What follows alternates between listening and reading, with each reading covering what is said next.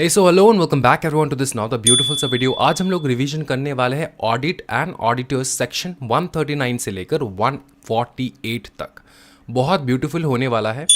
इसको मैंने बहुत ब्यूटीफुली ड्राफ्ट किया है सो दैट आप लोग इजीली जो है, और कुछ ब्लैंक स्पेसेस है जहाँ पर मैं लिखवाना चाहता हूँ कुछ, वो आप लोग लिख लेना है आप लोगों को, है ना। और उसी के साथ साथ जो है ये नोट्स मैं अवेलेबल करवा दूंगा हमारे टेलीग्राम चैनल पे, तो टेलीग्राम चैनल ज्वाइन कर लेना है। ब्यूटीफुली एक्सप्लेन कर दूंगा, सिर्फ आधे घंटे का समय दो, आधे घंटे में ये पूरा सेक्शन जो है कंप्लीटली आपको समझ में आ जाएगा। एक चीज़ जो मैं आप लोगों को समझाना चाहता हूँ, एक प्रकार का टेक्निक है जो मैं पर्टिकुलरली यूज़ करता हूँ किसी भी सेट ऑफ सेक्शंस को याद करने के लिए। सेट ऑफ सेक्शंस का मतलब क्या होता है सर? सेट ऑफ सेक्शंस का मतलब होता है कि पकड़ लो 139 से लेकर 148 तक जितनी भी सेक्शंस है इसको याद कैसे रखें।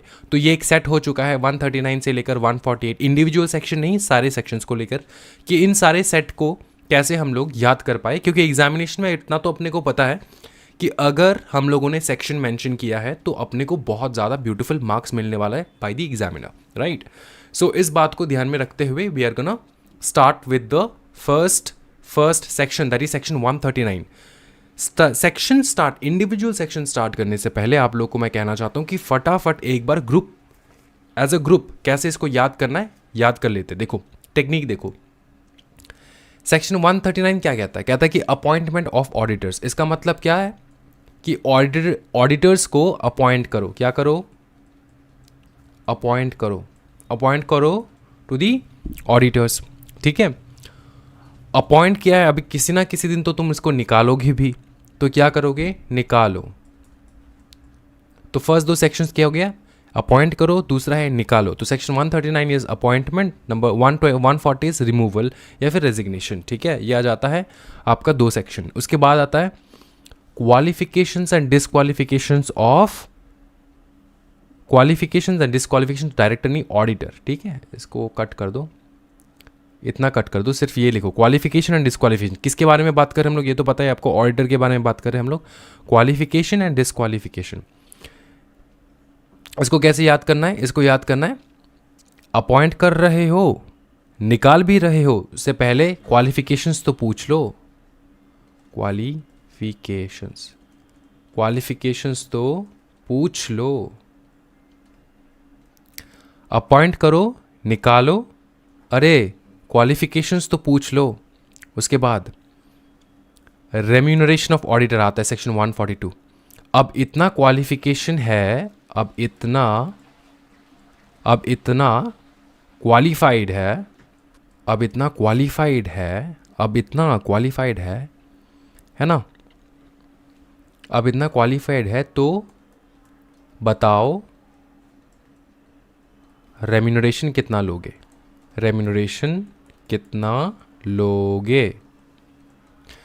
पहला है अपॉइंट करो, दूसरा है निकालो।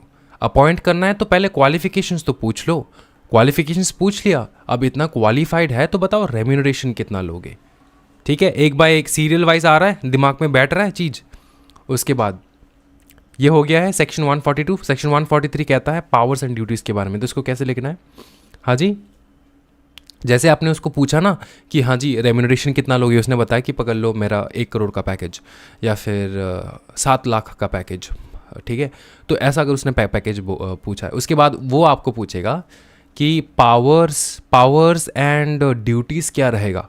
तो आप क्या बताओगे उसको? हाँ भाई पावर है, साथ में ड्यूटीज़ भी। हाँ भाई पावर है, साथ में ड्यूटीज़ भी, दोनों करना होगा तुमको, ठीक है। उसके बाद पावर है ड्यूटीज़ भी, साथ में ड्यूटीज़ भी, ठीक है। लेकिन उसके बाद तुमको उसको बताना है, लेकिन कुछ चीज़ें, या फिर लिख सकते हो कुछ चीज़ों से दूर रहना, या फिर कुछ सर्विसेज से दूर रहना, ठीक है।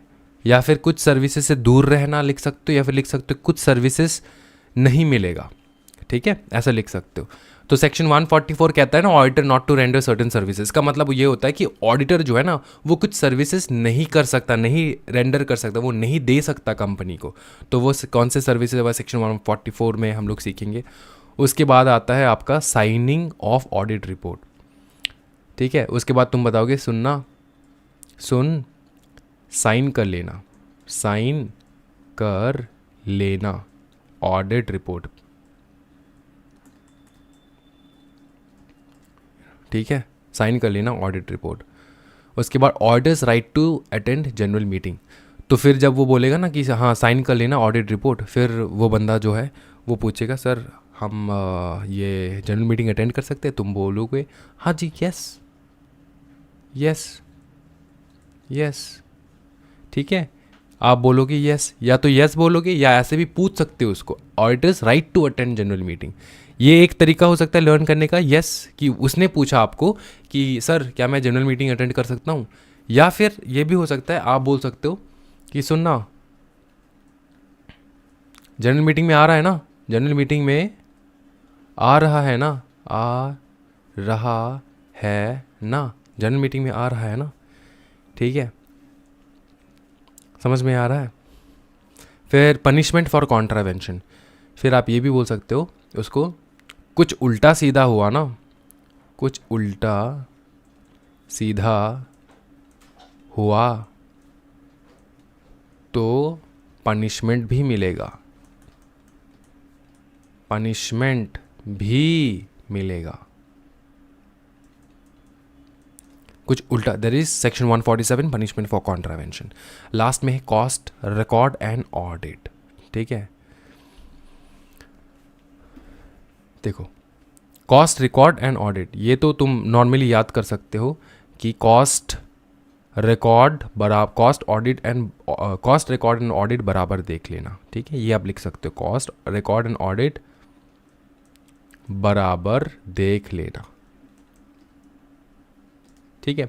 तो ये एक प्रकार का कॉन्वर्सेशन हो जाता है between the employer and the employee जब तुम ऑडिटर को अपॉइंट करोगे।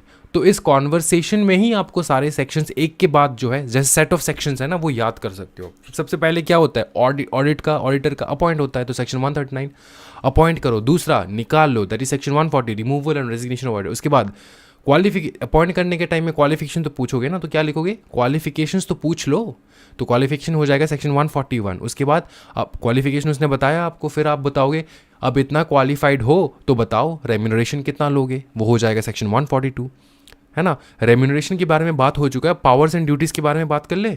फिर वो पूछेगा आपसे, जो एम्प्लॉई है वो पूछेगा सर पावर एंड ड्यूटीज़ क्या रहेगा, फिर तुम अब बताओगे तुम एम्प्लॉयर हो, हाँ भाई पावर है साथ में ड्यूटीज़ भी है ना, वो हो जाएगा सेक्शन 143। उसके बाद आएगा सेक्शन 144। 144 में क्या है, सुन पावर है साथ में ड्यूटीज भी लेकिन कुछ सर्विसेज से दूर रहना, ये हो जाएगा सेक्शन 144। फिर आप बताओगे सुन साइन कर लेना ऑडिट रिपोर्ट, और सुनना जनरल मीटिंग में आ रहे हो ना, कुछ उल्टा सीधा किया ना तो पनिशमेंट भी मिलेगा, बराबर कॉस्ट रिकॉर्ड एंड ऑडिट बराबर देख लेना। इससे क्या हो जाएगा ना, अगर तुम ये इसको फुल सेंटेंस में पढ़ोगे ना, अपॉइंट करो, निकालो, क्वालिफिकेशन तो पूछ लो, अब इतना क्वालिफाइड हो तो बताओ रेम्यूनरेशन कितना लोगे, हाँ भाई पावर है साथ में ड्यूटीज़ भी लेकिन कुछ कुछ सर्विसेज आपको नहीं करने को मिलेगा, या फिर कुछ कुछ सर्विसेज से दूर रहना, सुन साइन कर लेना ऑडिट रिपोर्ट, और सुन आ रहा है ना जनरल मीटिंग में क्वेश्चन मार्क, ठीक है। फिर कुछ उल्टा सीधा हुआ ना तो पनिशमेंट भी मिलेगा, बराबर इसलिए कह रहा हूं कॉस्ट रिकॉर्ड एंड ऑडिट बराबर देख लेना, खत्म।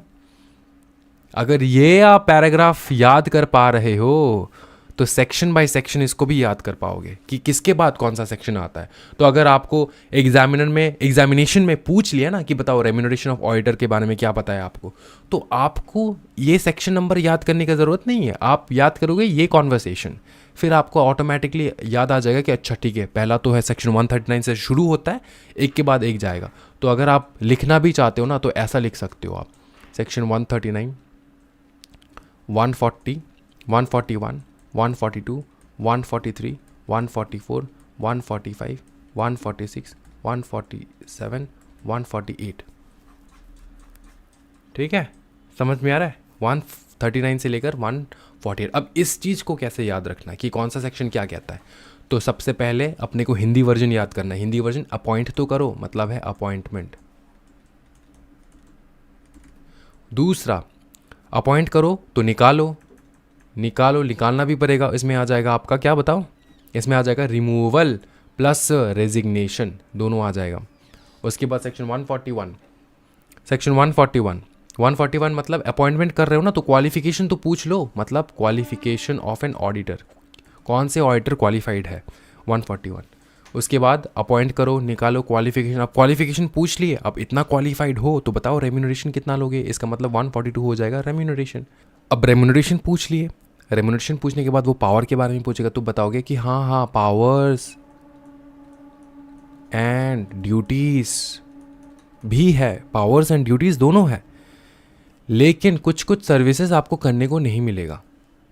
ठीक है, कुछ कुछ सर्विसेज आपको करने को नहीं मिलेगा। Not to render certain services, not to render certain services. ठीक है, ये आ जाएगा section 144, not to render certain service. उसके बाद क्या याद करो, ऑडिट रिपोर्ट को साइन करने के लिए बोला था, तो साइन ऑफ ऑडिट रिपोर्ट, ये हो जाएगा साइनिंग ऑफ ऑडिट रिपोर्ट।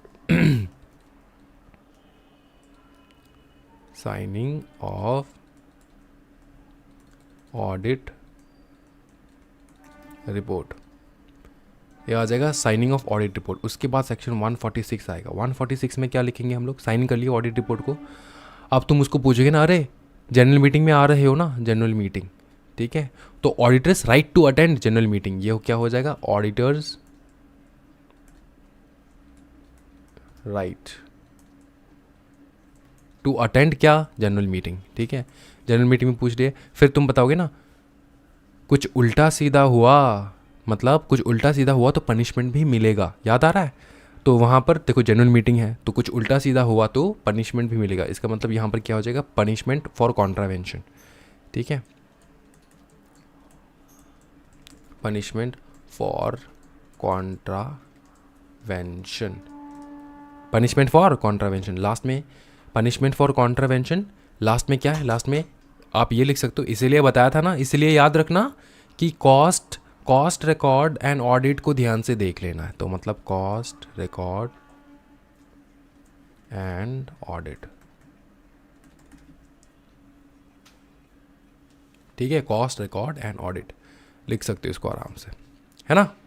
बताओ हो गया, याद कर पाए, 1 2 3 4 5 6 7 8 9 10 सेक्शन आपको दिमाग में लोड लेने का भी ज़रूरत नहीं है कि अच्छा 139 के बाद कौन सा आएगा, 141 के बाद कौन सा आएगा, लोड लेने की ज़रूरत नहीं। अगर आपने इस पैराग्राफ को हिंदी में याद कर लिया प्रॉपरली, एक प्रॉपर अगर आपने बना लिया पैराग्राफ, उसको याद करते ही आपको ऑटोमेटिकली ये सब आ जाएगा। आप भूल ही नहीं सकते, चांस ही नहीं है भूलने का। ठीक है, याद करने का कुछ है ही नहीं, आप हिंदी वाला तो याद ही कर सकते हो, अपॉइंट करो, निकालो, क्वालिफिकेशन तो पूछ लो, अब इतना क्वालिफाइड है तो बताओ रेम्यूनरेशन कितना लोगे। हाँ भाई, पावर्स तो है, साथ में ड्यूटीज़ भी, लेकिन कुछ सर्विसेज तुमको से दूर रहना पड़ेगा तुमको। फिर सुनना, वो ऑडिट रिपोर्ट साइन कर लेना। हाँ जी, जनरल मीटिंग में आ रहे हो ना, फिर कुछ उल्टा सीधा हुआ तो पनिशमेंट भी मिलेगा लास्ट में, इसलिए बराबर से कॉस्ट रिकॉर्ड एंड ऑडिट देख लेना। ये अगर आपने हिंदी में फ्रेज कर लिया, हिंदी में इसको पूरा अच्छे से कर लिया, तो आप ऑटोमेटिकली इसको याद कर पाओगे। आपको कुछ मतलब अलग से याद करने के, दिमाग में लोड लेने की ज़रूरत नहीं है। क्या समझ में आ रहा है?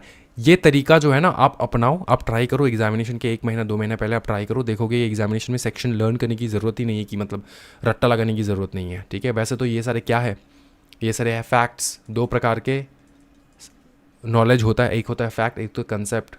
कंसेप्ट को आपको याद करने की ज़रूरत नहीं है, रट्टा लगाने की ज़रूरत नहीं है, क्योंकि उसको आपको समझना है, अंडरस्टैंड करने की ज़रूरत है। फैक्ट को रट्टा लगाना पड़ता है, ये सारा है फैक्ट। अब इस फैक्ट को कैसे कंसेप्ट में कन्वर्ट करना है वो मैंने आपको समझा दिया है। क्या समझ में आ रहा है? ओके, तो हम लोग शुरू करने वाले, सबसे पहला सेक्शन जो है वो स्टार्ट करने वाले हम लोग अभी, वो होगा अपॉइंटमेंट ऑफ ऑडिटर, सेक्शन 139। क्या बताओ? Appointment of auditor section 139, appointment of auditor section 139। सबसे पहले जो ऑडिटर अपॉइंट होता है किसी भी कंपनी में, वो होता है फर्स्ट ऑडिटर, वो होता है फर्स्ट ऑडिटर, अगर फर्स्ट ऑडिटर के बारे में बात करें तो दो प्रकार की कंपनीज होता है, एक होता है नॉन गवर्नमेंट कंपनीज और दूसरा होता है गवर्नमेंट कंपनीज। ठीक है, गवर्नमेंट कंपनीज, ये जो सब सेक्शन है ना, इसको याद ना करने से भी चलेगा, कोई दिक्कत वाली बात नहीं। सेक्शन सब सेक्शन याद मत करो, सेक्शन याद करो, section 139। Non government companies and government companies होता क्या है, अगर मैं नॉन गवर्नमेंट कंपनीज के बारे में बात करूं, अगर मैं नॉन गवर्नमेंट कंपनीज के बारे में बात करूं तो जो पहला ऑडिटर रहेगा ना, उसको अपॉइंट करता है by the board, board of director appoint करता है उसको 30 दिन के अंदर अंदर, विद इन 30 डेज ऑफ बताओ ना, date of registration, within 30 days from date of registration, जिस दिन रजिस्ट्रेशन हुआ इस कंपनी का, वहाँ से 30 दिन के अंदर अंदर तुमको पहला ऑडिटर रखना होता है। अगर बोर्ड फेल हो चुका है तो नेक्स्ट आता है पल्ला मेंबर्स का, मेंबर्स अपॉइंट करता है with in 90 days, with in 90 days, कितना बताओ, विद इन 90 डेज, कितना, विद इन 90 डेज, समझ में आ रहा है, 90 डेज के अंदर अंदर अपॉइंट करता है कौन, मेंबर। ठीक है, और जैसे ही उसको अपॉइंट करेगा वो होल्ड करेगा ऑफिस, कितने टाइम के लिए, hold office till the conclusion of the first AGM, first AGM तक बैठे रहेगा अपना फर्स्ट ऑडिटर। उसके बाद जैसे ही पहला साल खत्म होता है, जैसे पहला एजीएम खत्म होता है, उसके बाद ऑडिटर को चेंज करना होता है। समझ में आ रहा है, हाँ जी, समझ में आ रहा है। तो पहला है board of director, board of director को चांस मिलता है ऑडिटर को अपॉइंट करने के लिए 30 दिन के अंदर अंदर from the date of registration, आपकी कंपनी के रजिस्ट्रेशन के 30 दिन के अंदर अंदर आपको अपॉइंट करना होता है फर्स्ट ऑडिटर। अगर आप फेल हो चुके हैं तो मेंबर्स अपॉइंट करेंगे विद इन 90 डेज, और ये हेल्ड होगा, वो हेल्ड करेगा ऑफिस, वो होल्ड करेगा office till the conclusion of the first AGM, जब तक कि ना पहला एजीएम खत्म हो जाए आपका। समझ में आ रहा है, जिस दिन पहला एजीएम खत्म उसी एजीएम में आपका रीअपॉइंटमेंट होता है, मतलब ऑडिटर का, फर्स्ट ऑडिटर का। उसके बाद आता है सब्सिक्वेंट ऑडिटर, ये समझ में आ रहा है ना। तो गवर्नमेंट कंपनीज जो है ना वो अलग है थोड़ा, गवर्नमेंट कंपनीज जो है उसमें बोर्ड से ज़्यादा पावर मिलता है कैग को, controller and auditor general of India. कौन बताओ, controller and auditor general of India, फिर से बताओ, controller and auditor general of India. समझ में आ रहा है, हाँ जी। अब ये जो controller and auditor, CNIG CAG कहते हैं इसको, ये अपॉइंट करता है गवर्नमेंट कंपनीज के लिए पहला ऑडिटर। वो अपॉइंट करता है 60 दिन के अंदर अंदर, 60 डेज के अंदर अंदर वो अपॉइंट करता है। बाई चांस कैग बहुत बिजी है तो BOD अपॉइंट करता है विद इन 30 डेज। ठीक है, विद इन 30 डेज, और ये 60 डेज कहाँ से स्टार्ट हो रहा है, from the date of registration. ठीक है, 60 डेज खत्म होने के बाद 30 दिन मिलता है BOD को कि भैया अपॉइंट करो, तो 30 दिन के अंदर अंदर वो अपॉइंट करता है BOD। अब भाई BOD भी फेल हो चुका है, फिर मेंबर्स को मिल जाता है राइट, मेंबर्स अपॉइंट करते with in 60 days, with in 60 days, with in 60 days. समझ में आ रहा है, और ये कितना टाइम तक हेल्ड करेगा office, till the conclusion of the first AGM, तो पहले एजीएम तक, दोनों के लिए सेम है, government companies, non government companies. आप देखोगे इंस्टीट्यूट के मटेरियल में उन लोगों ने रखा है government companies and other companies करके, तो इसी अदर कंपनीज का मतलब ये होता है नॉन गवर्नमेंट कंपनीज। आप अदर कंपनीज भी लिख सकते हो या फिर नॉन गवर्नमेंट कंपनीज भी लिख सकते हो। ठीक है, समझ में आ रहा है, क्लियर है, इजी है। फर्स्ट ऑडिटर समझ में आ चुका है। फर्स्ट ऑडिटर के बाद जितने भी ऑडिटर्स आते हैं उनको कहा जाता है सब्सिक्वेंट ऑडिटर, उसको कहा जाता है सब्सिक्वेंट ऑडिटर। सब्सिक्वेंट ऑडिटर का appointment non government companies and government companies के लिए देखेंगे हम लोग। Appointment by member in AGM. अच्छा एक बात बताओ, ये जो फर्स्ट ऑडिटर है ये निकाला जा रहा है इन एजीएम, तो उसके बाद क्या कंपनी विदाउट ऑडिटर चलेगा? नहीं, ऑडिटर तो ज़रूरी है। तो इसी फर्स्ट एजीएम में, इसी एजीएम में हम लोग सब्सिक्वेंट ऑडिटर को अपॉइंट करते हैं। तो appointment bye members in AGM. Government companies में क्या होता है? Appointment bye CAG. फिर से कैग को ज़्यादा जो है हम लोग राइट देते हैं, तो कैग के पास ज़्यादा पावर है। कैग क्या करता है? कैग अपॉइंट करता है with in 180 days of the commencement of the year जिस दिन स्टार्ट हुआ उस दिन से 180 डेज का समय रहता है कैग के पास एक सब्सिक्वेंट ऑडिटर भेजने के लिए। ये तुम्हारा एजीएम ख़त्म हो चुका है, एजीएम में पहला ऑडिटर निकल चुका है, ठीक है। अब ईयर स्टार्ट हो चुका है, ईयर स्टार्ट हो चुका है। अब ईयर स्टार्ट होने के 180 डेज़ के अंदर अंदर कैग भेजेगा, क्या बताओ? कैग भेजेगा अपना सब्सिक्वेंट ऑडिटर, समझे? और वही ऑडिटर होल्ड करेगा office till the conclusion of AGM, till the conclusion of the AGM, hold the office till the conclusion of the AGM. मतलब एवरी एजीएम में हमारे गवर्नमेंट कंपनी के जो ऑडिटर्स है उनको चेंज किया जाता है एवरी एजीएम में, ठीक है, सब्सिक्वेंट ऑडिटर बदलता है।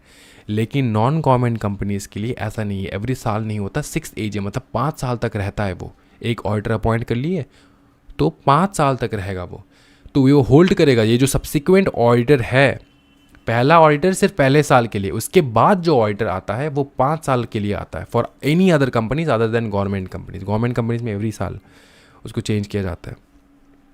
तो hold the office from first AGM to 6th AGM. तो अगर पहले एजीएम से फर्स्ट एजीएम, जो यहाँ पर एजीएम ख़त्म हुआ, मतलब यहाँ पे एजीएम ख़त्म हुआ, जो फर्स्ट ऑडिटर जो है अपॉइंट किया गया था उसको निकाल दिया गया था, उसके बाद जो ऑडिटर अपॉइंट हुआ, तो इस फर्स्ट एजीएम से लेकर 6th एजीएम तक वो रहेगा। 6th एजीएम, इसका मतलब बीच में 5 साल, 5 ईयर तक वो रहेगा एक ऑडिटर नॉन गवर्नमेंट कंपनीज़ के लिए। ये समझ में आ चुका है। और गवर्नमेंट कंपनीज़ के लिए hold office till the conclusion of the AGM. इस बात का ध्यान रखना है, एवरी एजीएम में उसको निकाला जाता है और दूसरे को अपॉइंट किया जाता है। क्लियर है?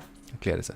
कैजुअल वैकेंसी के बारे में बताओ। कैजुअल वैकेंसी का मतलब होता है बाई चांस कोई ऑडिटर विदाउट एनी नोटिस जो है वो निकल चुका है, ठीक है, कैजुअली वेकेंट हो चुका है, शायद मर चुका है, ठीक है, शायद मर चुका है, शायद छोड़ के कंपनी भाग गया है, कुछ भी हो सकता है।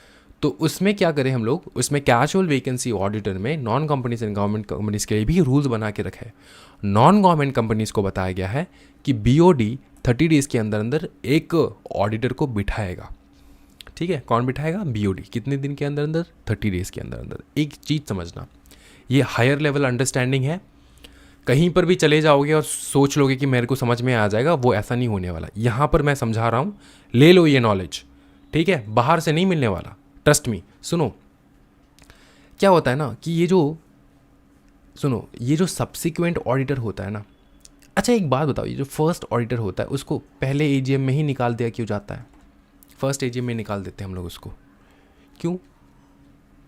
सिंपल सा बात है, नॉन गवर्नमेंट कंपनीज के लिए बात कर रहा हूँ मैं, क्योंकि उसको मेंबर्स ने अपॉइंट नहीं किया होता है, उसको बोर्ड ने अपॉइंट किया होता है। 30 डेज़ के अंदर अंदर बोर्ड अपॉइंट कर लेता है। ऑडिटर एक ऐसा बंदा है जो मेंबर्स के अप्रूवल के बिना उसको रख नहीं सकते आप, समझे? हाँ जी, तो बात है ऐसा, क्योंकि देखो सब्सिक्वेंट ऑडिटर, जो सेकंड ऑडिटर अपॉइंट होता है ना कंपनी में पहले फर्स्ट ऑडिटर के बाद, वो 5 साल तक रहता है कंपनी में। कितना भरोसेदार ऑडिटर होना चाहिए सोचो। तो ये 5 साल तक अगर रहेगा तो appointment bye members in AGM, उसको अपॉइंट कौन करता है? अपॉइंटमेंट करता है मेंबर के द्वारा। रिकमेंडेशन बोर्ड दे सकता है कि हम लोग रेकमेंड कर रहे हैं इस ऑडिटर को, आप लोग कर सकते हो। उसके बाद वोटिंग वगैरह कौन करता है? मेंबर, है ना। 5 साल तक रहेगा। इसी कारणवश पकड़ लो, अगर ये ऑडिटर 3 साल में टपक गया एक्सीडेंट के कारण, अब दूसरा ऑडिटर हम लोग रखेंगे, है ना। उसके जगह पे कौन आएगा? कैजुअल वैकेंसी ऑडिटर आएगा, क्योंकि कैजुअली वेकेंट हो चुका है, उसका तो टर्म भी कंप्लीट नहीं हुआ है, उसने वेकेंट हो चुका है। तो तब क्या करेंगे? बोर्ड अपॉइंट करेगा 30 दिन के अंदर अंदर। और अगर 30 दिन के अंदर अंदर बोर्ड अपॉइंट कर रहा है, नॉर्मल लॉजिक लगाओ कि पावर होता है मेंबर्स के पास उसको अपॉइंट करने के लिए, लेकिन यहाँ पर अपॉइंट कर रहे हैं 30 दिन के अंदर अंदर बोर्ड। और बोर्ड क्यों अपॉइंट कर रहे हैं 30 दिन के अंदर अंदर? क्योंकि मेंबर्स द्वारा अपॉइंट करने में टाइम लग जाता है, टाइम लग जाएगा एक ऑडिटर को मेंबर्स द्वारा जो है रखने के लिए।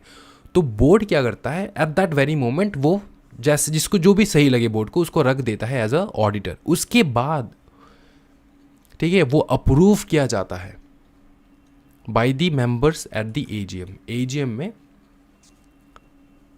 एजीएम नहीं होगा, इसमें ईजीएम होगा, ठीक है। एजीएम नहीं होगा, ईजीएम होगा। इसको करेक्ट कर लो भाई मेरे, ईजीएम होगा। ईजीएम में उसको अप्रूवल मिलता है, और जो अप्रूवल होता है ना ये 3 महीने के अंदर अंदर होता है, 3 मंथ्स। मतलब बोर्ड को हमने पावर दिया कि भाई बोर्ड तू अपॉइंट कर ले अभी के लिए, क्योंकि तो ये ईजीएम बुलाना टाइम वेस्टिंग वाला चीज़ है, बहुत टाइम लगता है, टाइम कंजम्पशन वाला चीज़ होता है, तो उसमें टाइम लग जाएगा। इतना टाइम क्या कंपनी विदाउट ऑडिटर बैठेगा क्या? तू अपॉइंट कर ले ऑडिटर को। इसी ऑडिटर को हम लोग अप्रूव करेंगे। कौन अप्रूव करेंगे? मेंबर्स अप्रूव करेगा एक ईजीएम बुलाकर, ठीक है। और ये काम हो जाना चाहिए 3 महीने के अंदर अंदर। उस ऑडिटर जिस दिन अपॉइंट किया उसके 3 महीने के अंदर अंदर काम हो जाना चाहिए।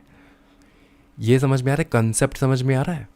अब कंसेप्ट दिमाग में घुस रहा है कि कैसे इंटरलिंक्ड है सारा चीज़, है ना। मज़ा आ रहा है पढ़ने में।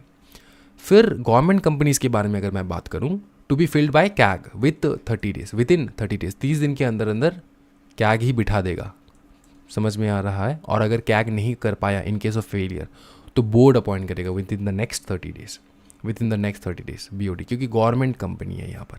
गवर्नमेंट कंपनीज में बोर्ड, फिर आपका कैग, इनका पावर होता है, मेंबर्स का ऐसे खास पावर नहीं रहता है गवर्नमेंट कंपनीज में, क्योंकि ऑडिटर अपॉइंट करने के लिए ना गवर्नमेंट कंपनीज का ऑडिटर है तो इसमें बहुत केयरफुली अपॉइंट किया जाता है। ठीक है, खुशी खुशी ऑडिटर को नहीं रख सकते, तो कैग करता है उसमें नॉर्मली। ठीक है, हाँ जी। तो पहले कैग को मिलेगा अपॉर्चुनिटी, उसके बाद मिलेगा अपॉर्चुनिटी बोर्ड को। और इधर तो बोर्ड डायरेक्ट ही अपॉइंट कर देता है और उसको कंफर्म करता है, उसको जो अप्रूव किया जाता है इन एन EGM बाय बताओ ना, by the members with in 3 months। क्या ये समझ में आ रहा है? जो मैं बोल रहा हूँ वो समझ में आ रहा है? ठीक है, ओके, ये हो चुका है। अब अपॉइंटमेंट में और एक चीज़ आता है यहाँ पर, removal and resignation of auditor. हम लोग सेक्शन 140 स्टार्ट करने वाले। उससे पहले एक चीज़ मैं आपको बताना चाहता हूँ। ये तो पेज जो है बर्बाद हो चुका है, लेकिन यहीं पे मैं आपको करवाना चाहता हूँ, यहीं पे करवा देता हूँ। Removal and resignation of auditor, ये सेक्शन 140, ठीक है। और यहाँ पर लिखो तुम, इसको काट दो। यहाँ पे आएगा रोटेशन ऑफ ऑडिटर, जो कि बहुत फेमस टॉपिक है, आप लोगों ने सुना ही होगा। रोटेशन ऑफ ऑडिटर, बहुत सारे स्टूडेंट्स को डाउट भी है रोटेशन ऑफ ऑडिटर्स में, तो वो मैं अभी फटाफट क्लियर कर दूंगा आप लोगों को। रोटेशन ऑफ ऑडिटर में कुछ ऐसा है नहीं। रोटेशन ऑफ ऑडिटर क्या बताओ? रोटेशन ऑफ ऑडिटर सेक्शन 139, ये भी सेक्शन 139 में ही आता है। अब ये रोटेशन ऑफ ऑर्डर का मतलब क्या होता है? रोटेशन ऑफ ऑर्डर का मतलब होता है एक पर्टिकुलर ऑडिटर को कितना बार आप अपॉइंट कर सकते हो। तो प्रोविजंस ऐसे है, कुछ बताया जाता है कि अगर कोई इंडिविजुअल है, इंडिविजुअल चार्टर्ड अकाउंटेंट है, अपॉइंट तो चार्टर्ड अकाउंटेंट को ही करोगे ना। ऑडिटर कौन रहता है कंपनी का? Chartered accountant. इंडिविजुअल है ना, तो उसको एक टर्म के लिए आप अपॉइंट कर सकते हो, और एक टर्म का मतलब होता है 5 ईयर। अगर कोई फर्म है, ऑडिट फर्म है,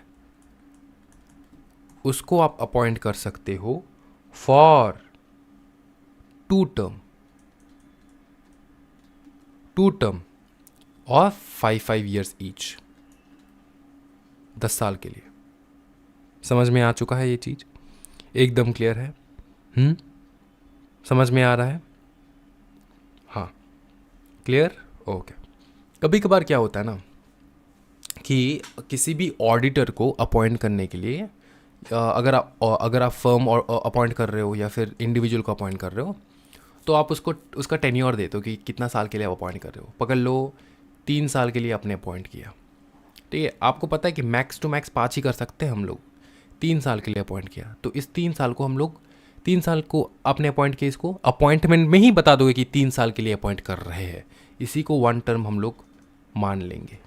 समझ में आ रहा है ना? पकड़ लो इसमें 2 टर्म है। आपने पहले अपॉइंट किया एक फर्म को 3 साल के लिए, इसका पूरा खत्म हुआ टेन्योर। उसके बाद आप सोच रहे हो उसको दोबारा अपॉइंट करें, कर सकते हो? यस, कर सकते हो दोबारा, क्योंकि इसमें 2 टर्म है। क्या दोबारा अपॉइंट कर सकते हो? हाँ जी, दोबारा अपॉइंट हो सकता है। 1 टर्म के लिए होगा, दोबारा 1 टर्म के लिए होगा, क्योंकि हाँ 1 टर्म के लिए तो अपॉइंट कर सकते हो, कोई दिक्कत वाली बात नहीं है। तो ये जो 3 टर्म के लिए आपने अपॉइंट किया ना, इसको 1 टर्म हम लोग मान लेंगे, ठीक है। 5 साल तक मैक्सिमम है। इसके अंदर में अगर आप रख रहे हो, फिर आप ऐसा नहीं कह सकते कि मैंने तो 3 साल के लिए किया था, उसके बाद मैं फिर से 2 साल के लिए करूँगा, फिर तो मेरे पास फिर 5 साल रहेगा। तो ये तो 3 टर्म हो जाएगा, है ना। तो अगर आपने 3 साल के लिए अपॉइंट किया, तो आपका 5 साल वाला जो वैलिडिटी है ना, वो एग्जॉस्ट हो जाएगा। या तो 5 साल के लिए करो, या जितने भी लेस अमाउंट ऑफ साल के लिए करो, उसको हम लोग 1 टर्म ही मानेंगे, क्योंकि यहाँ पे 2 टर्म है ना। तो 1 + 1 2 टर्म होता है। तो 2 टर्म में 3 + 3 भी हो सकता है, ठीक है। 3 + 5 भी हो सकता है, 5 + 3 भी हो सकता है। कोई भी लेसर नंबर आप रख रहे हो ना 5 के नीचे, उसको भी हम लोग 1 टर्म ही मानेंगे। ऐसा नहीं हो सकता कि 5 साल के लिए अभी पहले किए, दूसरे टर्म में 3 साल के लिए किए, फिर आपने दूसरी बार अपॉइंट किया 2 साल के लिए। ऐसा नहीं हो सकता। ये 3 बार हो जाएगा, 3 टर्म हो जाएगा। तो यहाँ पर क्या होता है कि यहाँ पर 2 टर्म में लेस नंबर ऑफ ईयर्स के लिए आप अपॉइंट करो तो उसको 2 टर्म ही मानेंगे हम लोग। उसके बाद क्या होता है, उसके बाद आता है कूलिंग पीरियड। कूलिंग पीरियड कहते हैं इसको। ये 1 टर्म खत्म हो चुका है, ये 2 टर्म खत्म हो चुका है, उसके बाद आ जाता है कूलिंग पीरियड। कूलिंग पीरियड में 5 साल का टाइम लगता है कूल होने में। ये 5 साल तक अब इस सेम चीज़ को, सेम फर्म को, सेम इंडिविजुअल को अपॉइंट नहीं कर सकते, रीअपॉइंट नहीं कर सकते। क्या ये समझ में आ रहा है? ये हो जाएगा कूलिंग पीरियड। ठीक है, ये समझ में आ चुका है, रोटेशन ऑफ ऑडिटर। अच्छा, ये कौन से कंपनीज़ के लिए एप्लीकेबल है वो भी जान लो, क्योंकि हर कंपनीज़ के लिए एप्लीकेबल नहीं है। ये सारे कंपनीज़ के लिए एप्लीकेबल नहीं होता। मैं बता देता हूँ आपको कौन से कंपनीज़ के लिए एप्लीकेबल है।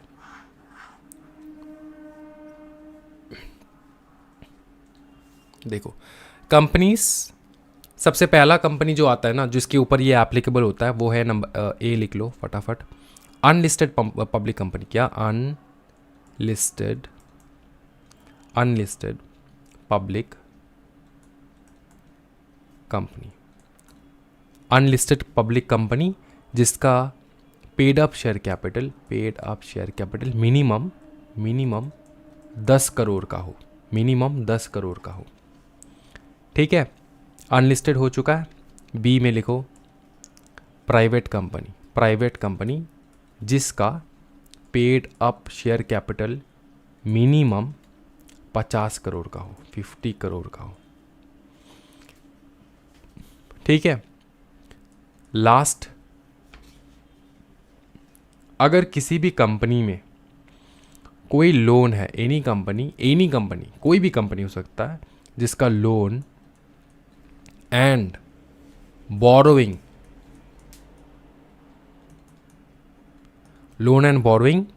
या तो पब्लिक डिपॉजिट जो है वो मिनिमम 50 करोड़ का हो, उसके ऊपर अट्रैक्ट करेगा। और एक चीज जो कि ये यूनिवर्सल है, सबके ऊपर अट्रैक्ट करता है, वो है आपका टैन ऑल लिस्टेड कंपनी। क्या ये 4 याद रख पाओगे? इनके ऊपर अट्रैक्ट होता है ये रोटेशन ऑफ ऑडिटर। ये रोटेशन ऑफ ऑडिटर अपॉइंट होता है इनके ऊपर। क्या समझ में आ चुका है? कोई दिक्कत वाली बात नहीं, बहुत बवाल चीज। ओके, क्लियर है? हाँ जी बेटा जी, ओ बेटा जी, क्लियर हो चुका है। ये हो चुका अपना रोटेशन ऑफ ऑडिटर सेक्शन 139। अब ये रिवीजन क्लास है तो ज़्यादा डिटेल में नहीं जाएंगे, फटाफट कंप्लीट करने की कोशिश करेंगे। सेक्शन 140 अभी हम लोग करने वाले। सेक्शन 140 है रिमूवल एंड रेजिग्नेशन। एक होता है रिमूवल, दूसरा होता है रेजिग्नेशन। रिमूवल मतलब आप निकाल रहे हो उसको, और रेजिग्नेशन मतलब वो खुद निकल रहा है।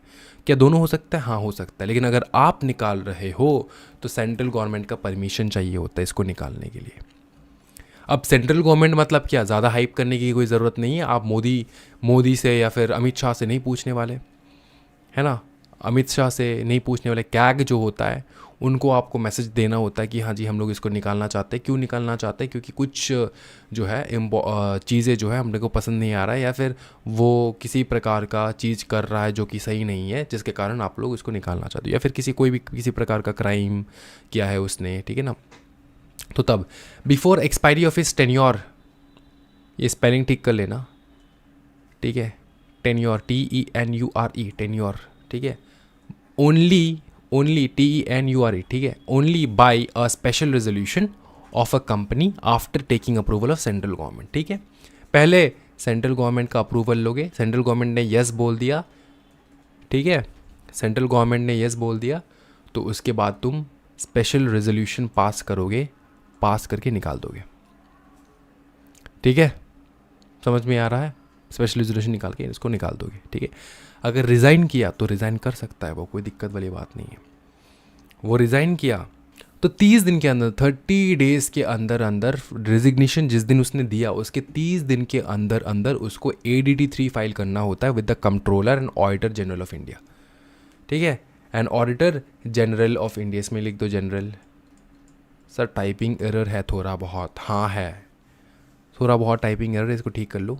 मैंने बहुत स्पीड में टाइप किया था इसको पूरा कंप्लीट करने में। इसको मैंने ही ड्राफ्ट किया, क्योंकि कोई ड्राफ्ट नहीं कर सकता है। छोटे छोटे पोर्शन में कैसे फटाफट इसको कंप्लीट करना होता है, उसको दिमाग लगा के मैंने फटाफट इसको रीचेक भी नहीं किया, जिसलिए इसके पास थोड़ा एरर आ रहा है। तो थोड़ा देख लेना इस चीज़ को, बता दूंगा कहाँ कहाँ पे एरर है। ऑडिटर जनरल ऑफ इंडिया लिख सकते हो, कोई दिक्कत वाली बात नहीं है। कंट्रोल ADT 3, ठीक है, अगर रिज़ाइन कर रहा है तो। उसके बाद बताओ सर, उसके बाद if the auditor does not comply with the requirement he shell be punishable with fine which shall not be less then 50,000 rupees and remuneration of auditor which is less but which में extend to 5 lakh rupees. ठीक है, इसका मतलब क्या होता है कि 50K का या फिर और उसका remuneration which ever is less, ठीक है, और remuneration of auditor which ever is, अगर पकड़ लो उसका रेम्यूनरेशन ही है 40,000 रुपीज़ तो 40,000 का फाइन लगेगा। ठीक है, बट विच में एक्सटेंड टू 5 लाख रुपीज़। ठीक है, यहाँ से लेकर 5 लाख तक का जो है उसके ऊपर लग सकता है पनिशमेंट, अगर उसने ADT 3 फाइल नहीं किया है तो। किसके पास फाइल करेगा ADT 3? Controller and auditor general of India के पास। ठीक है, समझे? ओके, तो मिनिमम कितना? मिनिमम तो हो सकता है 50,000 या फिर उसका सैलरी जो भी लेस है, उसका रेम्यूनरेशन जो भी लेस है, और वो बढ़ सकता है, मैक्स टू मैक्स जा सकता है 5 लाख रुपए तक। ठीक है, तो जो ऑफिसर रहेगा, जो आपके ऊपर लगवाएगा, क्या लगवाएगा ये पूरा पनिशमेंट, ठीक है, वो डिसाइड करेगा कितना लगेगा आपके ऊपर। उसके बाद आता है आपका section qualification and disqualification of auditor. Qualification हम लोग करेंगे यहाँ पे और डिस्क्वालिफिकेशन करेंगे यहाँ पे। क्वालिफिकेशन मतलब सिंपल चीज़ है, अगर इंडिविजुअल बंदा है तो चार्टर्ड अकाउंटेंट होना चाहिए, अगर फर्म है, कोई फर्म है तो majority of partners practising in India जो है उनको होना होगा चार्टर्ड अकाउंटेंट। ठीक है, majority of partners practicing in India, majority of partners practicing in India, समझ में आ रहा है? हाँ जी, अगर फर्म है, पकड़ लो एक CA का फर्म है, ऑब्वियसली CA फर्म को ही ना देंगे, CA फर्म है ना, तो CA फर्म का पार्टनर्स जो है ना सारा अब्रॉड रहता है भाई, तो इस प्रकार के CA फर्म को हम लोग नहीं दे सकते। अगर 5 बंदे हैं, 5 में से 3 बंदों को इंडिया में रहना होगा, इंडिया में प्रैक्टिस करना होगा, तब जाके उस फर्म को हम लोग देंगे। US के फर्म को नहीं दे सकते। मेजॉरिटी ऑफ पार्टनर्स जो कि इंडिया में प्रैक्टिस कर रहे हैं उस प्रकार के फर्म को हम लोग देंगे काम। वो क्वालिफाइड है to be a auditor of a company, समझे? ओके, अगर हम लोग लिमिटेड लाइबिलिटी पार्टनरशिप को दे रहे हैं, ऑडिटर का जो है ना, वो लोग ऑडिटर लोग मिलके लिमिटेड लाइबिलिटी पार्टनरशिप भी खोल सकते हैं। तो लिमिटेड लाइबिलिटी पार्टनरशिप में क्या होता है ना, इसमें CA भी रहता है, CS भी रहता है, CMA भी रहता है, तो अलग अलग प्रोफेशनल्स रहते हैं। Only partners who are chartered accountant shall be authorised to act and sign on behalf of the firm. तो अगर ये इस प्रकार का फर्म है, इस प्रकार का एक मल्टी डिसिप्लिनरी फर्म है, एक लिमिटेड लाइबिलिटी पार्टनरशिप है, पार्टनर्स है यहाँ पे, CA है, CS, CMS, जो CA है वही बन सकता है ऑडिटर, वही साइन कर सकता है फर्म के बिहाफ पे। क्या ये समझ में आ रहा है? इतना तो समझ में आ चुका है, तो ये सारे याद कर लेना। उसके बाद आता है डिस्क्वालिफिकेशन। डिस्क्वालिफिकेशन में बताएं, a body corporate other than A limited liability partnership. किसी भी बॉडी कॉर्पोरेट को तो नहीं देंगे हम लोग, किसी भी बॉडी कॉर्पोरेट को तो हम लोग नहीं देंगे एज अ बताओ ना क्या, हाँ जी, एज अ बताओ, as a firm, as a बताओ ना, एज अ ऑडिटर। ठीक है, हम लोग अपॉइंट कर सकते हैं फर्म को, इंडिविजुअल को, उनको अपॉइंट कर सकते हैं, ज़्यादा से ज़्यादा लिमिटेड लाइबिलिटी पार्टनरशिप को। हम लोग ये बॉडी कॉर्पोरेट इनको नहीं दे सकते। बॉडी कॉर्पोरेट मतलब किसी भी कंपनी को नहीं दे सकते to be an auditor, firm वगैरह को दे सकते हैं। ठीक है, फर्म को दे सकते, पार्टनरशिप फर्म को दे सकते हैं, लिमिटेड लाइबिलिटी, ज़्यादा से ज़्यादा लिमिटेड लाइबिलिटी पार्टनरशिप को भी दे सकते हैं। अब यहाँ पर लिमिटेड लाइबिलिटी पार्टनरशिप क्यों है, कंपनी को क्यों मना किया गया है, वो मैं तुमको समझा देता हूँ, सुनो। देखो, अगर इंडिविजुअल है ना, ऑडिटर एक बहुत बड़ा ओहदा होता है जहाँ पे उसके पास अकाउंट्स का कंट्रोल रहता है। वो तो शो कर सकता है कि हाँ कंपनी ने ये घोटाला किया है, या तो वो हाइड भी कर सकता है, कंपनी के हित में भी काम कर सकते हैं, कंपनी के लॉस में भी। तो ऑडिटर ना बढ़िया होना होगा। क्या होता है, ऑडिटर अगर कोई भी क्राइम करता है ना, उसको पकड़ने के लिए ना कोई दिक्कत नहीं होना चाहिए। तो अगर तुम किसी इंडिविजुअल को बिठा रहे हो जो प्रैक्टिस कर रहा है, उसको पकड़ने के लिए तुमको दिक्कत नहीं होगा। अगर तुम किसी पार्टनरशिप फर्म को बिठा रहे हो एज एन ऑडिटर, उसको पकड़ने के लिए तुमको दिक्कत नहीं होगा, क्योंकि तुमको पता है ये इंडिविजुअल लाइबिलिटी रहते हैं ये लोग, इंडिविजुअली लाइबल रहते हैं ये लोग, है ना, इंडिविजुअली लाइबल रहते हैं। उसी तरह लिमिटेड लाइबिलिटी पार्टनरशिप में भी इंडिविजुअल लाइबिलिटी जो है वो देखने को मिलता है। अब कंपनी में क्या हो जाता है ना, कंपनी हम लोग, मैं इसलिए यूज़ कर रहा हूँ सो दैट तुमको समझ में आए। नॉर्मली बॉडी कॉर्पोरेट, और हर कंपनी तो बॉडी कॉर्पोरेट है ही, क्या ऐसा कोई कंपनी है जो बॉडी कॉर्पोरेट नहीं है? नहीं, बॉडी कॉर्पोरेट तो है ही। तो यहाँ पर ब्रॉडर डेफिनेशन, लेकिन बहुत सारे बॉडी कॉर्पोरेट्स हैं जो कि कंपनी नहीं है। हाँ जी, जैसे कि FCI, food corporation of India, company नहीं है, कॉर्पोरेशन है, बॉडी कॉर्पोरेट है। तो body corporate is a broader term, company जो है ये छोटा टर्म है ना। कंपनी बॉडी कॉर्पोरेट के अंदर आता है। कंपनी के अंदर every body corporate is not a company, but every company is a body corporate. ये समझ में आ रहा है आपको? ये समझ में आ चुका है। अब क्या होता है, बॉडी कॉर्पोरेट में ना एक रूल है। क्या रूल है? कॉर्पोरेट वेल का रूल होता है। उसमें डायरेक्टर्स लोग ना छुप जाते हैं, डायरेक्टर लोग छुप जाते हैं। कॉर्पोरेट वेल का कंसेप्ट तुमको पता है कि उसको डायरेक्टर को पकड़ना इतना ईजी नहीं रहता है, ठीक है, बहुत डिफिकल्ट होता है। कौन डायरेक्टर लायबल है, पकड़ो उसको, ये ढूंढने में बहुत दिक्कत होता है। कंपनी के ऊपर ब्लेम लगा देता है डायरेक्टर, कहता है कि नहीं कंपनी लॉस में है, कंपनी के लिए हम लोगों ने ये किया है, कंपनी के इंडिविजुअल लायबल नहीं रहता है। एक चीज़ बताओ, ये जो कंपनी है उनके जो डायरेक्टर्स है, क्या उनके प्रॉपर्टी को हम लोग उसको, उनके प्रॉपर्टी को क्या हम लोग सीज कर लेते हैं? नहीं, कंपनी के प्रॉपर्टी को सीज करते हैं ना। तो डायरेक्टर बच जाते, इंडिविजुअल लायबल नहीं रहते। अगर डायरेक्टर ने कोई काम किया है, गलत काम किया है कंपनी में रहते हुए, तो डायरेक्टर क्या करता है ना, कहता है कि मैं तो कंपनी में काम कर रहा हूँ, तो कंपनी जो है उसके प्रॉपर्टीज़ को सीज करो। इंडिविजुअली लायबल तो हूँ नहीं मैंने जितना शेयर पे किया है उतना ही लायबल हूँ। तो इंडिविजुअल डायरेक्टर को ज़्यादा पनिशमेंट नहीं मिल पाता है। इसलिए हम लोग ये जो LLP है और पार्टनरशिप फर्म है, इंडिविजुअल फर्म है, जहाँ पे इंडिविजुअल वो लोग लायबल रहते हैं कहीं हद तक, ठीक है। तो उनने अगर कोई मिस्टेक किया तो उनको धर पकड़ के उनकी प्रॉपर्टी को भी सील कर सकते हैं हम लोग, इतना राइट मिलता है अपने को। तो ये जो लॉ मेकर्स है ना, वो चाहते थे कि किसी भी फर्म के पीछे कोई बंदा ना छुपे, किसी भी कंपनी के पीछे कोई बंदा ना छुपे। तो फर्म में तो कोई बंदा छुप नहीं सकता क्योंकि इंडिविजुअल लायबल रहता है। तो just to make sure, law makers wanted guilty auditors, ये लिख लो कहीं पे, law makers wanted guilty auditors to be personally liable, but that is not possible in case of body corporate, so disqualified. इसलिए body corporate को उन लोगों ने डिस्क्वालीफाई कर दिया। यहाँ पे डिस्क्वालीफाई पहला जो हुआ है वो बॉडी कॉर्पोरेट, पर्सनली लायबल नहीं हो सकता वहाँ पे, है ना। उसके बाद आता है ऑफिसर और employ of the company. Company में कोई भी ऑफिसर है उसको हम लोग नहीं अपॉइंट कर सकते एज एन ऑडिटर। ऑडिटर को इंडिपेंडेंट रहना ज़रूरी है। और एम्प्लॉय, कंपनी में अगर कोई एम्प्लॉय है उसको भी नहीं रख सकते हम लोग, ठीक है। कंपनी के एम्प्लॉय को या फिर कंपनी के किसी भी ऑफिसर को हम लोग एज एन ऑडिटर नहीं रख सकते। ऑडिटर सेपरेट बंदा होता है, उसको हम लोग हायर करेंगे कंपनी में काम करने के लिए। समझ में आ रहा है? वो कंपनी का प्रेजेंट एम्प्लॉय नहीं होना चाहिए, क्योंकि अगर प्रेजेंट एम्प्लॉय है तो उसको इंटरेस्ट रहेगा। ऑडिटर ऐसा बंदा होना चाहिए जिसका कोई इंटरेस्ट ना हो कंपनी में, क्योंकि अगर इंटरेस्ट है तो वो बहुत ज़्यादा नुकसान कर सकता है कंपनी में और खुद के लिए बेनिफिट कर सकता है।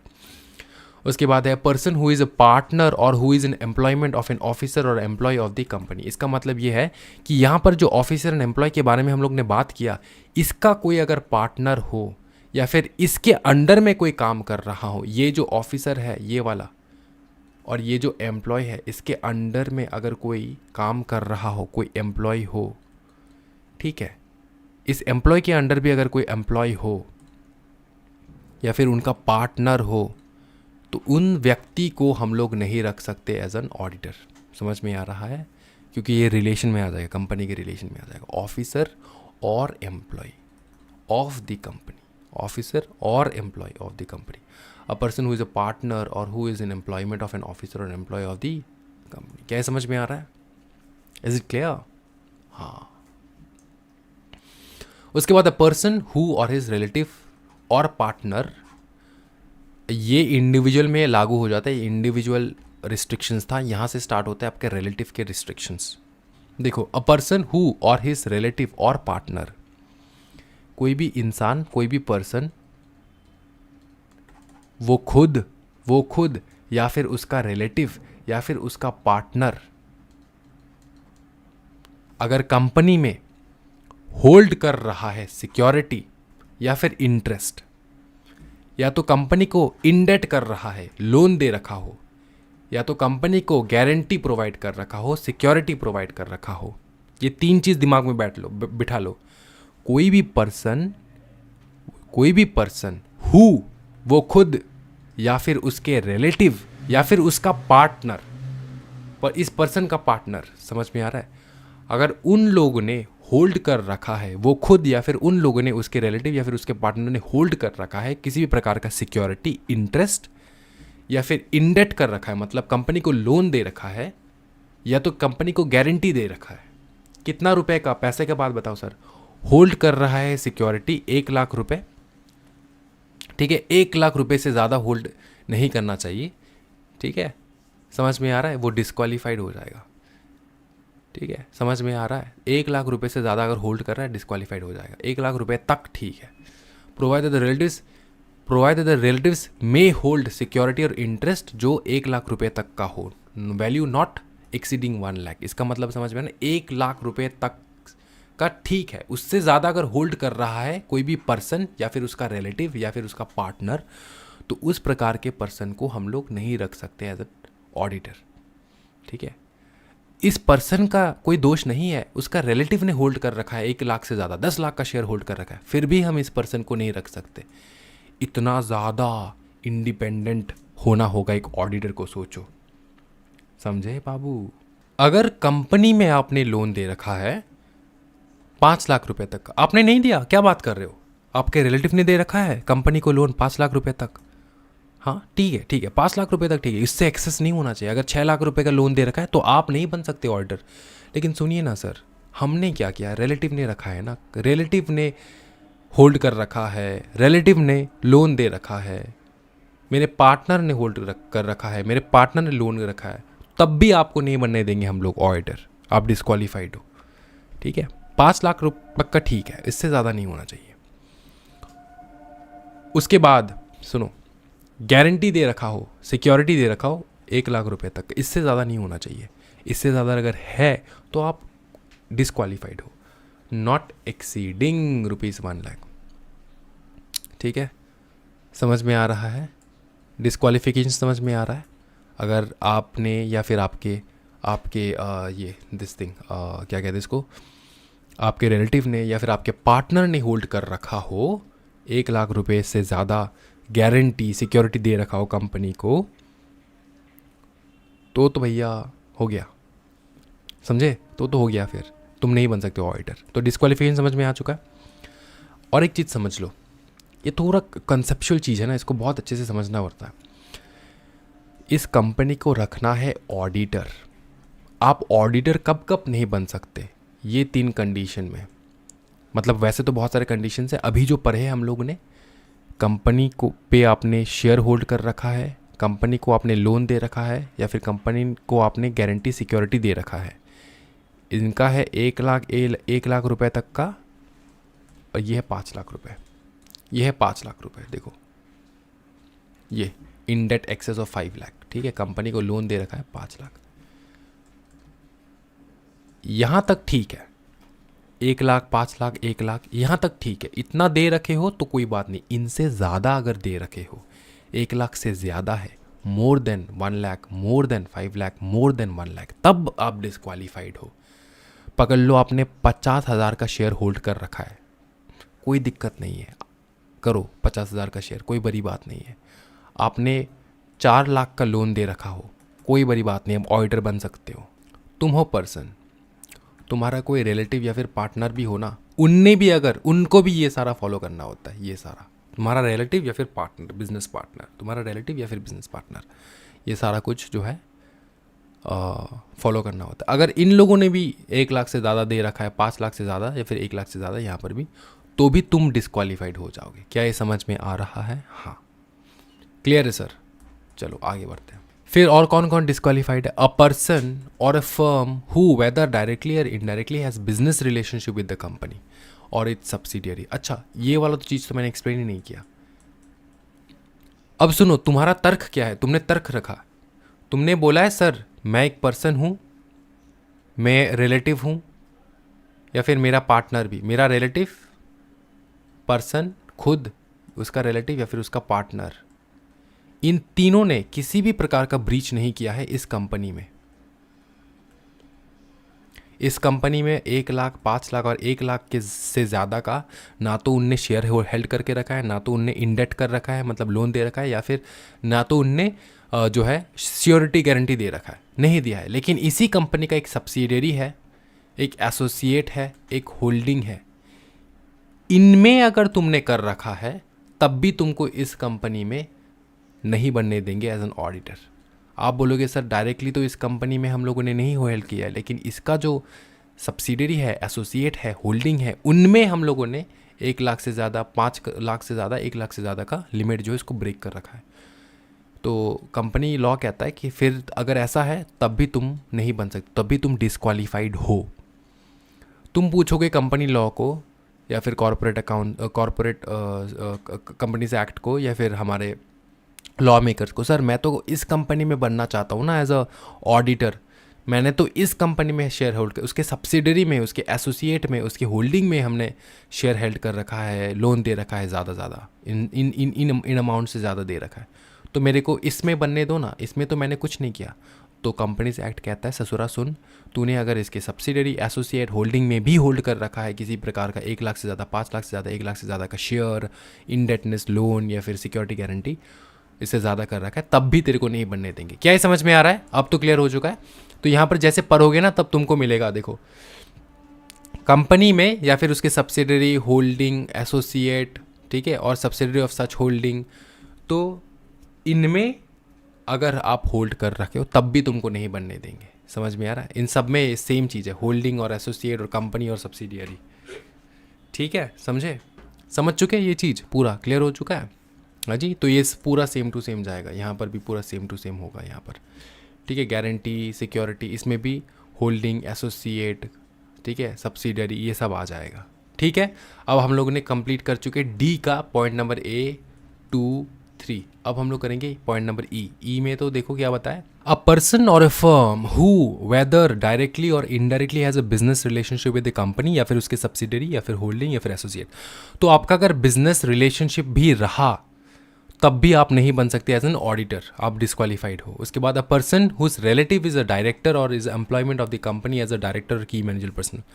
कोई भी बंदा जिसका रिलेटिव जो है ना वो डायरेक्टर है इस कंपनी में, वो इस कंपनी में एज एन एम्प्लॉय है और is an employment of the company as a director, ठीक है, employment of the company as a director और की मैनेजर पर्सनल। ठीक है, तो इस बात का ध्यान रखना। या फिर वो KMP है, ठीक है। तो a person whose relative is director और is employment of the company as a director और की मैनेजर पर्सनल, इस बात का ध्यान रखना है।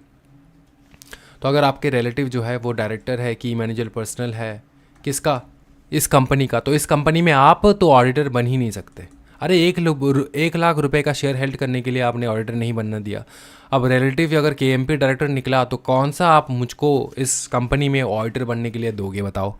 फिर अ person who is in full time employment elsewhere or a person or a partner of a firm holding appointment as an auditor, if such person or partner is at the date of such appointment or reappointment holding appointment as an auditor of more than 20 companies। इसका मतलब क्या है? हाँ जी, अगर इतना आप याद रखो, अगर आप 20 कंपनी से ज़्यादा appointment as an auditor of more than 20 companies, अगर आपने 20 कंपनी से ज़्यादा, ठीक है, मोर देन 20 कंपनीज़ में ऑलरेडी आपने एम्प्लॉयमेंट मतलब एज अ ऑडिटर काम कर रहे हो, फुल टाइम एम्प्लॉयमेंट में हो, ठीक है, समझ में आ रहा है?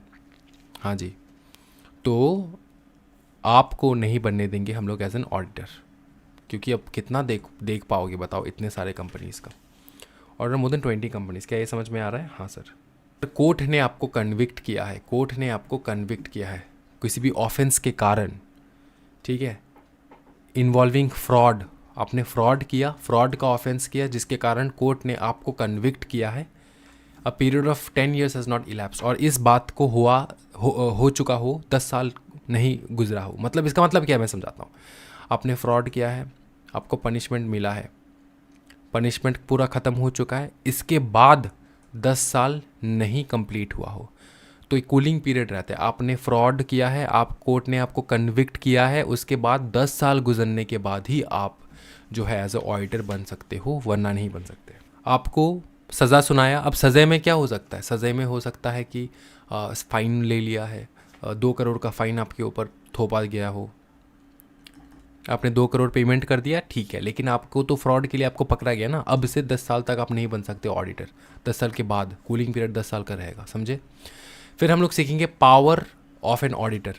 Right to access to books, company के सारे बुक्स ऑफ अकाउंट्स का एक्सेस रहेगा ऑडिटर के पास।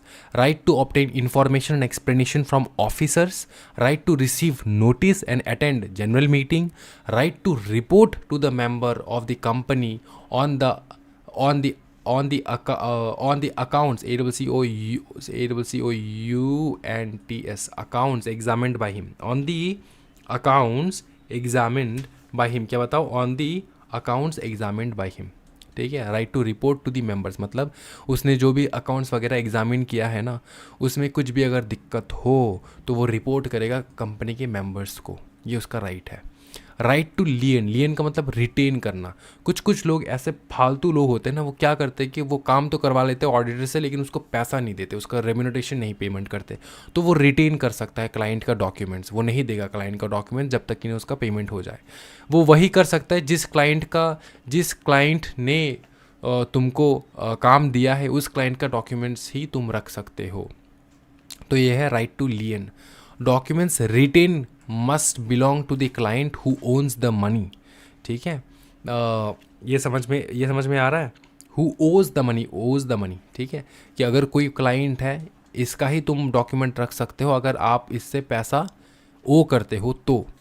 फिर documents must have come into possession of the auditor on the authority of the client. Client ने आपको डॉक्यूमेंट दिया है, फिर तुमने उस डॉक्यूमेंट को नहीं वापस किया है, वो हो सकता है। ऐसा नहीं होना चाहिए तुम चोरी कर लिए क्लाइंट से अपना उनका डॉक्यूमेंट्स, तो वो थेफ्ट हो जाएगा ना। तो they must not have been receive through irregular illegal means से डॉक्यूमेंट्स तुम्हारे पास आया हो, ऐसा नहीं होना चाहिए। क्लाइंट ने तुमको दिया हो, तुमने उसको रख लिया है, वो हो सकता है, लेकिन तुम जाके क्लाइंट के लॉकर से चुरा ले हो, ऐसा नहीं होना चाहिए। फिर the auditor can retain the documents only if he has done the work. वो डॉक्यूमेंट तभी रख सकता है अगर उसने काम कंप्लीट कर दिया हो, तो काम कंप्लीट नहीं किया है, पैसा मांग रहा है, ऐसा नहीं होना चाहिए।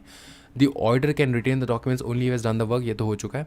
लास्ट में जो बताया गया है, फोर्थ वाला, वो है such of the documents can be retained which are connected with the work on which fees has to be paid. देखो, क्लाइंट ने तुमको 4-5 डॉक्यूमेंट दिया है, सारे डॉक्यूमेंट्स, इन 3 डॉक्यूमेंट्स का पेमेंट हो चुका है, इस डॉक्यूमेंट्स का पेमेंट नहीं हुआ है, तो तुम रिटेन सिर्फ इस डॉक्यूमेंट को करोगे, ये सारे डॉक्यूमेंट्स को तुम रिटेन नहीं कर सकते। समझ में आ चुका है? हाँ, ये क्लियर हो चुका है। यह है पावर तुम्हारे पास। अब पावर के साथ कुछ ड्यूटीज़ भी आता है, रिस्पॉन्सिबिलिटीज़ भी आता है। रिस्पॉन्सिबिलिटी क्या क्या है?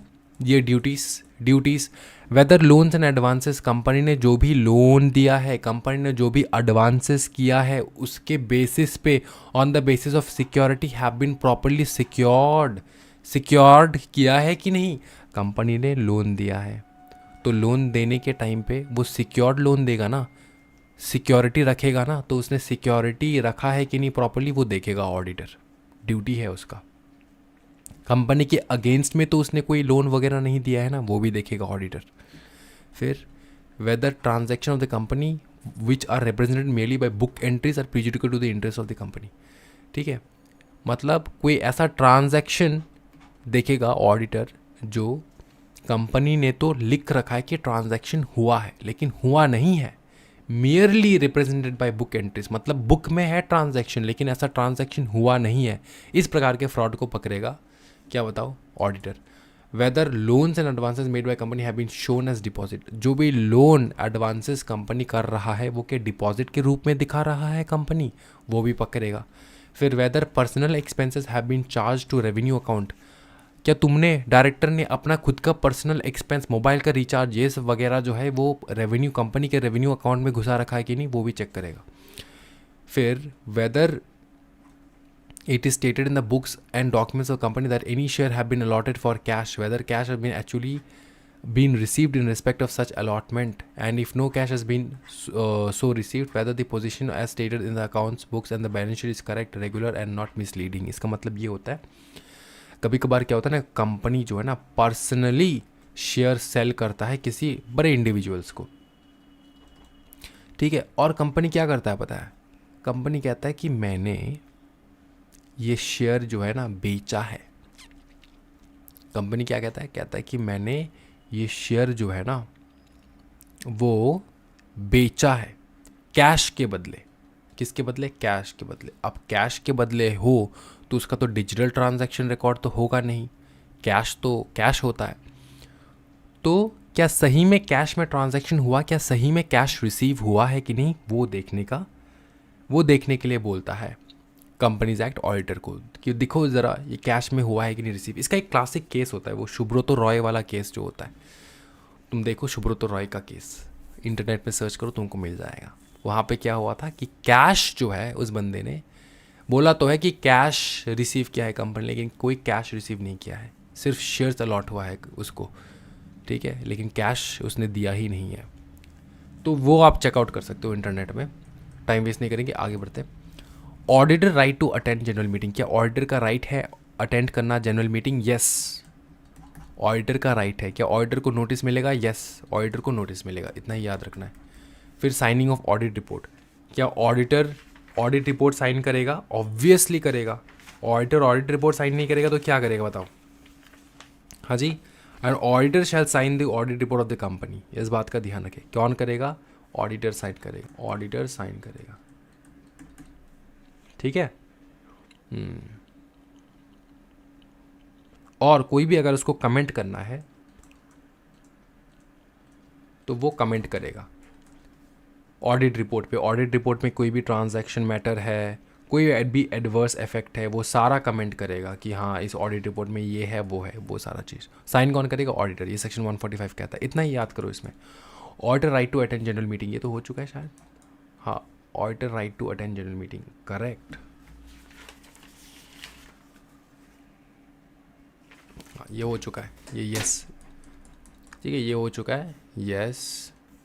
और उसके बाद पनिशमेंट फॉर कॉन्ट्रावेंशन। अगर कॉन्ट्रावेंशन किया देखो सेक्शन 139 से लेकर 146 तक कोई भी कॉन्ट्रावेंशन अगर किया ऑडिटर ने, तो ऑडिटर को पनिशमेंट क्या मिलेगा पता है? हाँ जी, कंपनी को अलग से पनिशमेंट मिलेगा और ऑफिसर इन डिफॉल्ट को अलग से पनिशमेंट मिलेगा। Company shall be punishable with fine which shall not be less than 25,000 rupees to 5 lakh rupees, ठीक है। और एवरी ऑफिसर इन डिफ़ॉल्ट, ठीक है, उसको तो इम्प्रिजनमेंट होगा, जेल होगा 1 साल तक का, 1 साल तक का हो, ठीक है, या तो फाइन लग जाएगा और फाइन या फिर दोनों, या फिर और बोथ फाइन भी लगेगा, जेल भी लगेगा। समझ में? फाइन कितना लगेगा? 10,000 से लेकर 1 लाख रुपए तक, 10,000 से लेकर 1 लाख तक का लग सकता है। समझ में आ रहा है? क्या इतना याद रख पाओगे? हाँ सर, याद रख पाएंगे। पनिशमेंट फॉर कॉन्ट्रावेंशन हो चुका है। रेम्यूनरेशन ऑफ ऑडिटर जो है वो डिसाइड करेगा अपना बोर्ड प्रॉपरली कि क्या रेम्यूनरेशन होना चाहिए ऑडिटर का।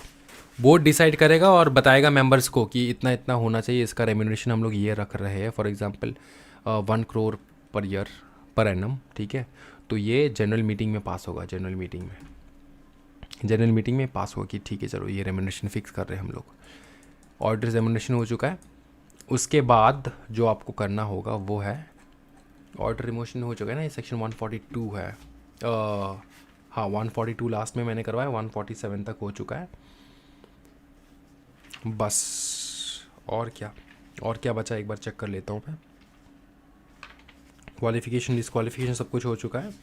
सेक्शन 144 वाला तो नहीं किया है मैंने, 145 हुआ है, इसके ऊपर जो है 146 हुआ है, 144 मिस हो चुका है।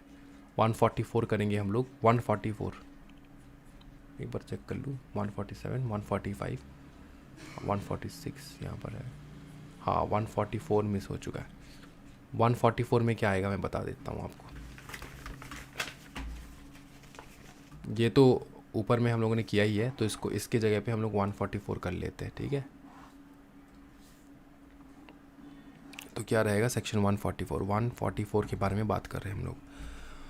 144 कहता है ना, सीधी सीधी बात कहता है, 144 कहता है कि वो कौन से सर्विसेज है जो रेंडर नहीं कर सकता कोई भी ऑडिटर। तो पहला सर्विस है अकाउंटिंग एंड बुक कीपिंग का। क्या बताओ, अकाउंटिंग एंड बुक कीपिंग, ये छोटा मोटा काम नहीं करेगा ऑडिटर। दूसरा है इंटरनल ऑडिट नहीं करेगा, इंटरनल ऑडिट। तीसरा है डिज़ाइन एंड इम्प्लीमेंटेशन नहीं करेगा of any kind of financial information system. Design and implementation of any financial system, ठीक है। चौथा है एक्चुअल सर्विसेज,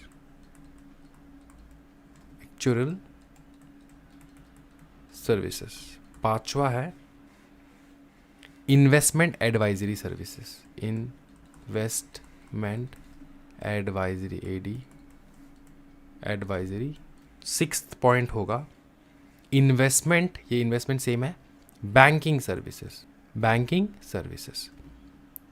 सेवेंथ होगा मैनेजमेंट कंसल्टेंसी सर्विसेज। लास्ट होगा 8 नंबर पॉइंट में बताए any other as may be prescribe, any other as may be prescribed. क्या समझे, any other as may be prescribed, ठीक है। इसी के साथ जो है आपका पूरा ये ऑडिटर का जो पूरा सेक्शंस है ये कंप्लीट हो जाता है। तो यही है सारे इंपॉर्टेंट पॉइंट्स जो आपको करना होगा, और कुछ नहीं करना है इस चैप्टर में से। ये अगर आप कर लोगे तो मोर देन सफिशिएंट है। ये रहा रिवीजन लेक्चर।